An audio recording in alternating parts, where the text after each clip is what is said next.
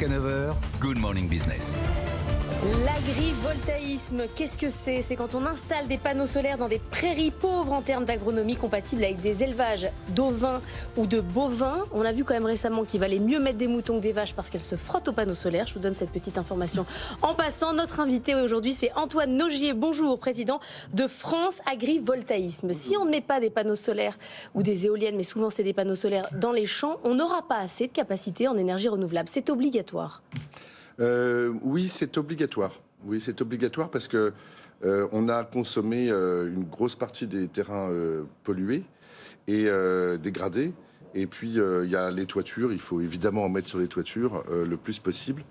Mais j'allais dire, ce n'est pas un mal d'en mettre sur des sols agricoles dès lors que ça peut rendre des services à l'agriculture. Et c'est ça le sujet de l'agrivoltaïsme. Mais il y a un débat, c'est pour ça que vous êtes là ce matin, il y a un débat à l'Assemblée parce qu'il y a cette loi qui va permettre effectivement d'installer davantage de panneaux photovoltaïques sur les terres agricoles. Et le débat, c'est que c'est pas forcément sur des terres pauvres, mais ça peut être sur des terres... Le débat, c'est qu'on rémunère énormément les agriculteurs pour leur demander la pose de panneaux photovoltaïques. Et certains disent, attendez, on va tuer l'agriculture, on va artificialiser les sols parce que les agriculteurs préféreront louer leur terrain à 10 fois le prix actuel à des installateurs de panneaux photovoltaïques plutôt que d'exploiter leurs exploitations. Est-ce que vous êtes d'accord avec cette...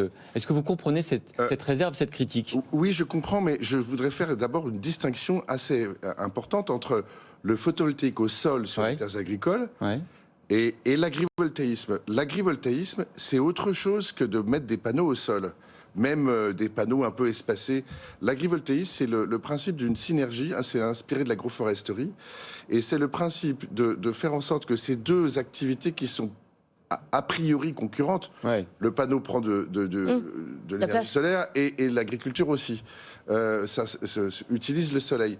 Et ben, on peut arriver, en les combinant astucieusement, à faire en sorte que l'un et l'autre y gagnent. Et donc, et en particulier l'agriculture, que l'agriculture puisse devenir plus résiliente, plus productive, plus productive, par des effets d'ombrage et de protection climatique. Et dans le contexte des changements climatiques, c'est quelque chose qui est... C'est le cas sur les vignes, par exemple, où ça peut permettre de protéger un certain nombre de sols. Mais tout est une question de curseur, en fait.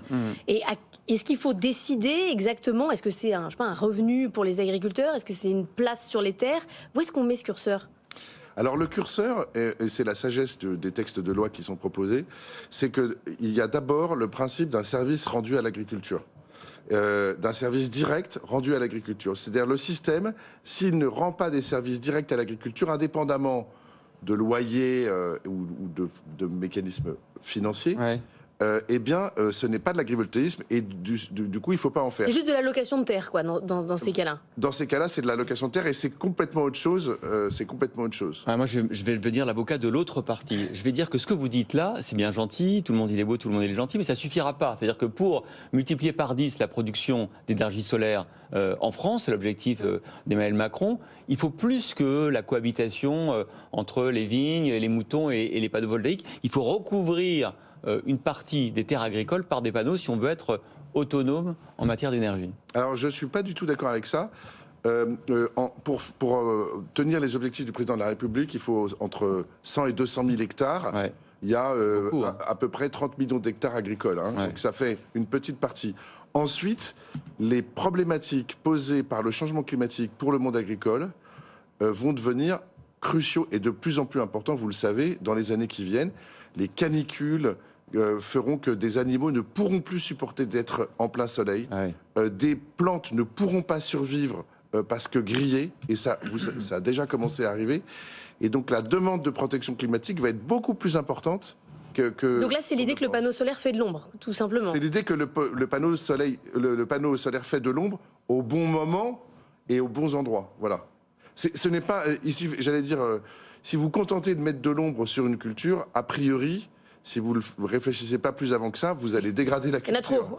Voilà, vous allez diminuer la photosynthèse. Mais si vous le faites intelligemment et de façon appropriée, avec au moyen d'agronomie poussée, eh bien, vous arrivez à avoir des systèmes en synergie. Ces solutions de synergie entre l'agriculture et les panneaux photovoltaïques, est-ce que ça induit un surcoût pour produire de l'énergie électrique ou est-ce que vous êtes dans la moyenne des coûts de production des énergies renouvelables ?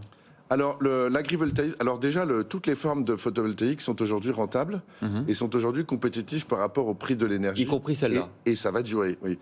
Et le coût de production d'un dispositif agrivoltaïque, il est situé entre le coût d'une toiture, une grande toiture industrielle, et le coût d'une centrale au sol. C'est un peu plus élevé qu'une centrale au sol. Alors ça dépend des technologies, ça dépend si vous êtes sur de l'élevage, si vous êtes sur de la culture, mais vous oscillez entre ça, vous n'êtes jamais plus cher qu'une toiture. Et donc c'est compétitif.